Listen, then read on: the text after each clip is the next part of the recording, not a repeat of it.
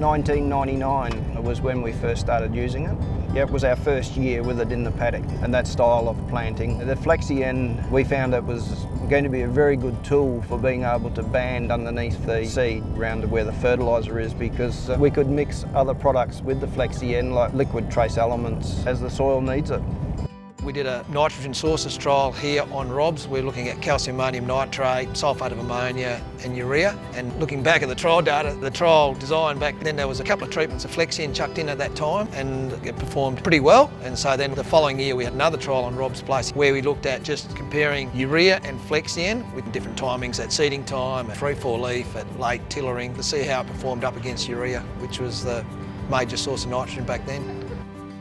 This tank here is our very, very first tank we were given by CSBP. We were chosen to be a pioneer user of Flexi-N. CSBP filled the tank up. They supplied the very first load, which is about 43,000 litres. We were just given the Flexi-N to go and see what we could do with it, to see how it was going to affect the crop.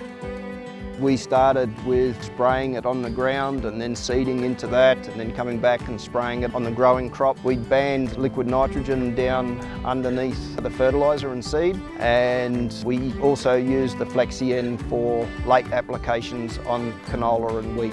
I think it was probably 2 years after this tank was supplied, they went into manufacturing of all the white tanks that we currently see all around the wheat belt now.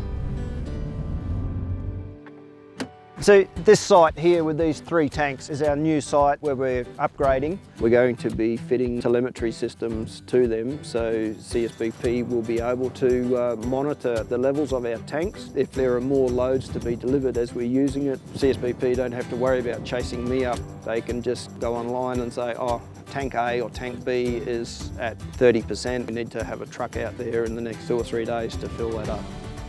All business is the same. It doesn't matter whether you're farming or you've got a corner store or whatever. You need to be thinking about where you're heading all the time. I think agriculture is going to see some massive changes in the next 10 to 15 years. I think we're going to see more efficiencies come through with the way that we use fertiliser. I think we're in for some fairly exciting times with agriculture.